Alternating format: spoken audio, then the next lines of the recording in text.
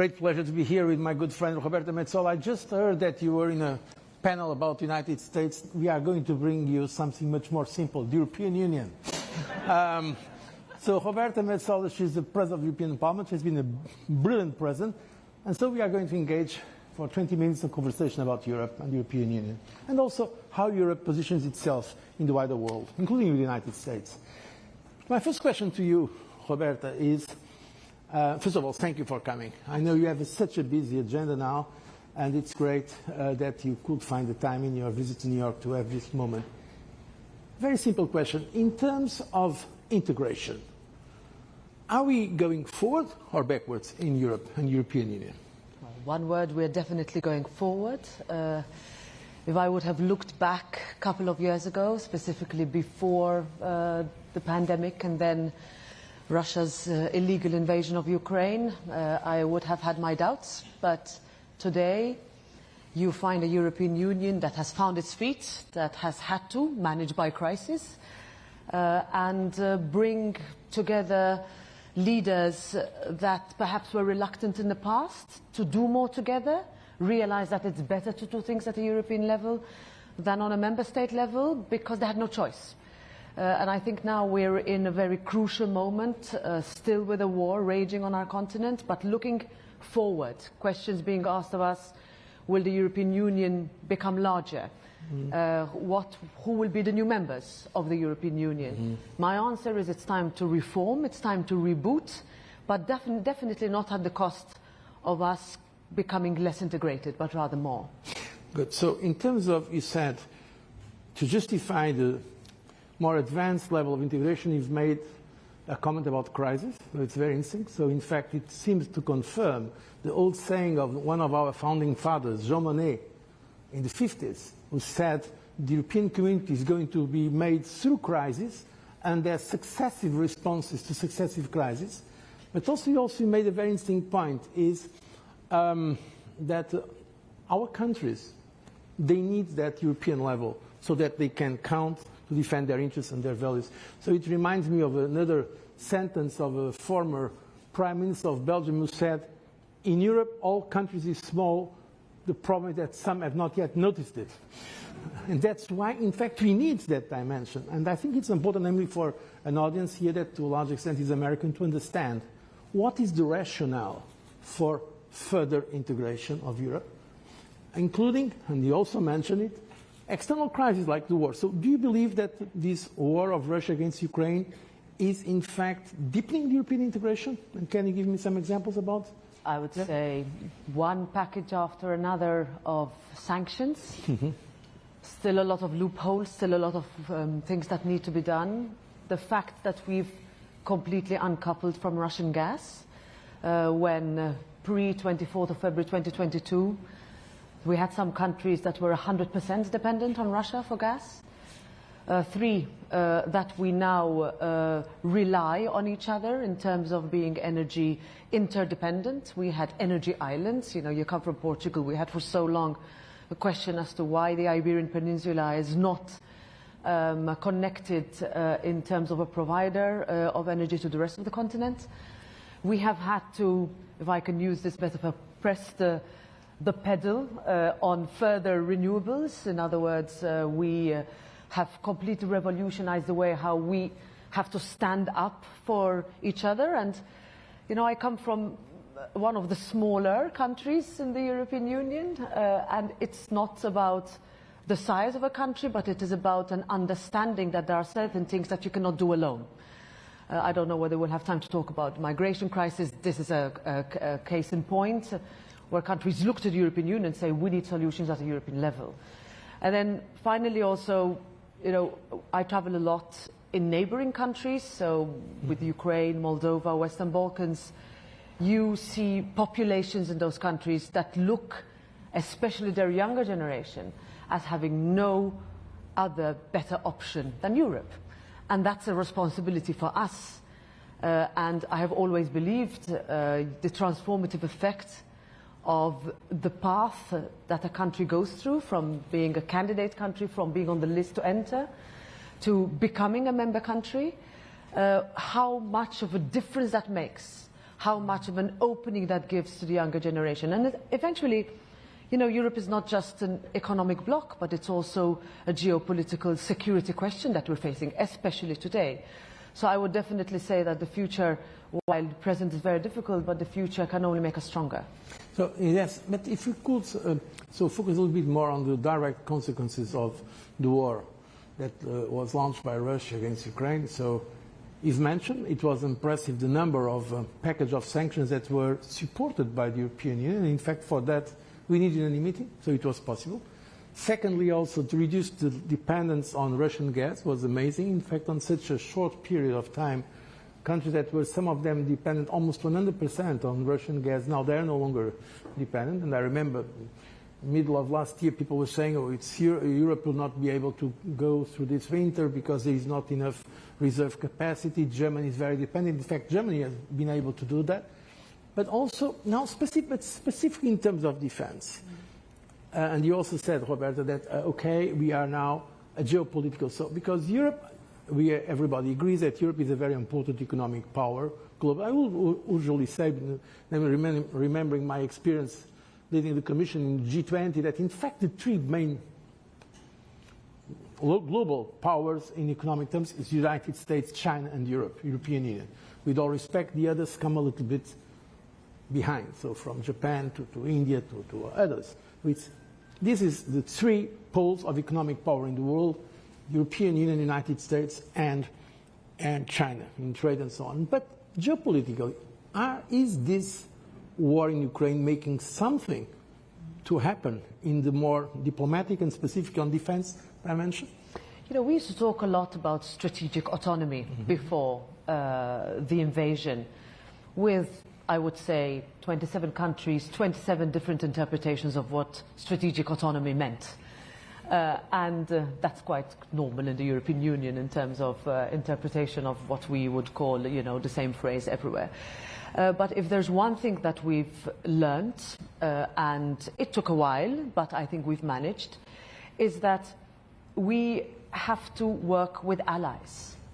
And if you see, you know, how we are lockstep with the United States, I would also talk about the most recent G20, where the BRICS countries were brought in, where African Union was represented in a situation of where let's no longer talk at other countries, but with other countries, and that's a big responsibility of us in the European Union.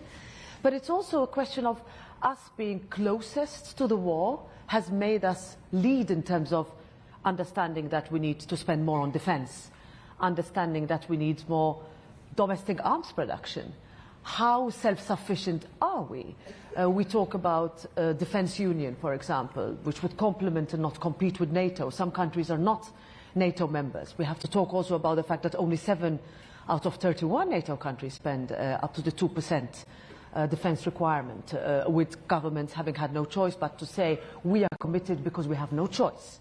We have 2 new NATO countries. So in this sense, I think Europe has led politically, but also within the G20, with the statements that have come out of that, with the fact that we are the ones who day after day are taking political decisions, with 7 million Ukrainian refugees on our continent still being hosted, with our external borders, whether they are sea borders to the south or land borders to the east, being under constant pressure. I mean, let's not forget Belarus, you know, hybrid migration tactics, what is happening in Moldova, vulnerability, big vulnerability there. We will have President Erdogan on this stage in a few minutes. I mean, what kind of new relationships and discussions do we have? And you mentioned China. I think this is where we have very much identified a policy, as we call it, you know, de-risking, not decoupling. What does that mean? It also means that we cannot lose our competitiveness as a European Union at the face of probably being squeezed out by the US and China, and that's one of our biggest challenges, I would say. I was in China 3 weeks ago. In fact, I was received by the Premier Li Qiang, by the Finance Minister, Deputy Foreign Minister, by the whole government. Very impressive. And of course, among other takeaways from that visit, it was quite clear that they expect Europe to be a little bit different from the United States. So there is clearly, on the Chinese rhetoric, and even when they speak with us directly, they try to see Europe not exactly in the position of the United States. Now, a little bit more difficult question for you. How do you position European Union in this, let's say, triangle, if you can call it, US, China, European Union? Should we be aligned with the Americans, our American friends and partners? Should we try to find some way between? How do we position Europe in this issue of decoupling? As you said rightly, it was in fact the European Union who created the expression de-risking. When the motto coming from Washington was more or less decoupling, Europeans were the first to say, okay, de-risking, not full decoupling, but some de-risking. But that is, also mentioned NATO. Most European countries are members of NATO. Most NATO countries are members of the European Union. So, in fact, we are embedded in NATO. So, can the European Union have some relatively autonomous role in relations with China, separate from the United States? I think we also talk about, and I'll bring this in because I see we have only 8 minutes and I really want to do this. We're currently embarking on an unprecedented green and digital transition. And this relates to how we interact with our allies. We also need to bring in Latin America, specifically for critical raw materials. Our companies are dependent on these materials that are imported from different countries, not least China, right? We talk about, if I would actually say, full dependence in some areas for our technology. How do we balance being the most climate ambitious continent on this planet while still remaining competitive, while still making sure that we have that safety net for our industries to survive, and making sure at the same time that we don't enter a subsidy protectionist race to the bottom. So one example, creation of a critical raw materials alliance, crucially important. Our Latin American partners said, why have you not spoken to us about this yet? Our African partners, why do we only talk about what you take, rather how we debate together about global allies? 3, when we are going to be discussing all of this political decisions and the laws that we make, do we manage to not price out our younger generations from being able to survive in an economy where interest rates are extremely high because we need to combat inflation? So I'm bringing all this in because it is not about a zero-sum game with the United States or with China, but it is about how we identify our leadership, continuing to remain competitive, while at the same time not entering a protectionist race to the bottom. The Inflation Reduction Act, our response from a digital perspective, from the Net Zero Industry Act, this is all legislative instruments that we're working on in the European Parliament. We've actually also, as an institution, and I'm proud to say as its president, that we have had to completely revolutionize how we pass legislation in Europe. How can we be ahead when we talk to our US counterparts, but also other counterparts on AI, on the CHIPS Act, on the fact that we are going to make sure that our industries, where we are still leaders, not many industries or sectors where we are leaders, but a clean tech revolution is definitely our aim. So if we can manage, and I say this obviously because we are looking at an election across the European Union in June next year, where we're going to have to be looking at our citizens and say, have we managed to address, despite the crisis after crisis, the fact that there is a possibility for you to continue believing in politicians at European level taking decisions that you can believe in. And my last word would be that the worst thing we could do is, even in the context of these discussions or the impact of our decisions, is that we lose our citizens, that our citizens are no longer able to pay their bills, or our young people are priced out because of the fact that we've lost sight not only of the bigger picture, but each individual that requires us to protect them. And that is where every discussion we have across the table with all our allies has to keep our human-centric approach at the very center of it. Yes, but as you rightly said, you mentioned how dependent we are from, let's say, other parts of the world, including, by the way, Latin America and Africa. And so it seems to me clear that this competition that is only increasing between the United States and China certainly is having a major effect all over the world, and that Europe is also thinking geopolitically more because of this, including in terms of rare materials. I don't know if you have noticed, but it was interesting. As a response of some restrictive measures that Europeans took regarding China, by the way, also following the executive order of President Biden here, the Chinese, they have put an embargo on exports to Europe of two rare materials, germanium and gallium. In Latin, it means Germany and France. So it's probably a coincidence.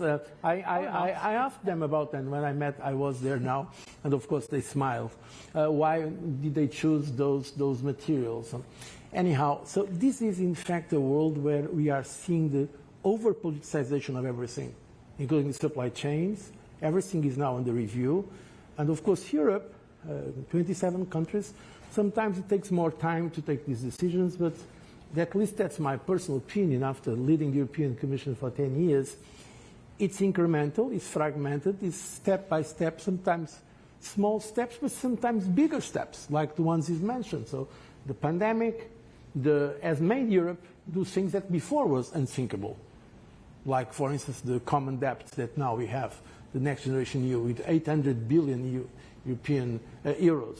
Or the progress that we have now also in terms of defense that was unthinkable. Not only Finland and hopefully Sweden joining NATO, but also Denmark had an opt-out on European defense and they joined European defense. So, and that was not so much mentioned by the media. So I take from your comments that you are in fact confident on the future of European integration. At the same time, I think realistic about the challenges and difficulties.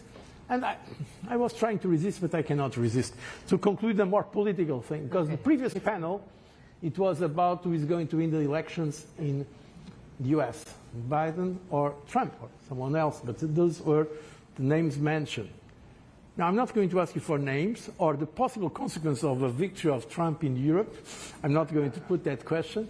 But in European terms, because you have political families in Europe, which one you believe is going to win the next elections? The center-right, you belong to the European People's Party, the center-right, or the left, or the Eurosceptics? What is your take and what can you share with us about who is going to lead the European Union in the next 5 years after 2024? Well, it's interesting, you know, I have 4 children and my eldest will vote for the first time next year. And he asked me the same question, like, so, Mom, you know, should I vote for you? I'm like you compare me with your child. Should I? He's like, he looked at me like, Mom, should I vote for you? Are you going to win? And I was like, well, I definitely hope you do vote for me. But secondly, I had to explain to my son that Europe is not, you know, a black and white or a red and blue scenario. It is about a coalition of the willing, if you will. It is a constructive pro-European centre, of which my political background, together with the Liberals and the Socialist and Democrat group, form part, which will have to sit down next 10th of June next year and say, are we willing to use this majority to go forward, to continue on this ambitious plan that we have? Will it be easy? Absolutely not. Is it possible? Absolutely. If we manage to counter a very easy Eurosceptic narrative that grows on either side of the political extreme. And if we manage to counter that narrative, we can form a majority. It will take, I always say, politics is not is about ideology, it's about principles, it's about a good campaign. This will be my 5th one. But it is also about who can speak to each other across the table. And it's that table that hopefully becomes a little bit narrower than some we've seen over the past years. Thank you. Thank you very much. That was very, very clear. So namely for our American friends and those that were less familiar with European complexities, so the main takeaway is Europe will be led by a great, great coalition. So it's complicated. Of the willing. Coalition of the willing. The willing Europe. So in Germany they say Großkoalition. So Großkoalition for the future. It's complicated, but at the end it works. Thank you very much, Roberto. Thank you. It was great. Thank you. Thank you.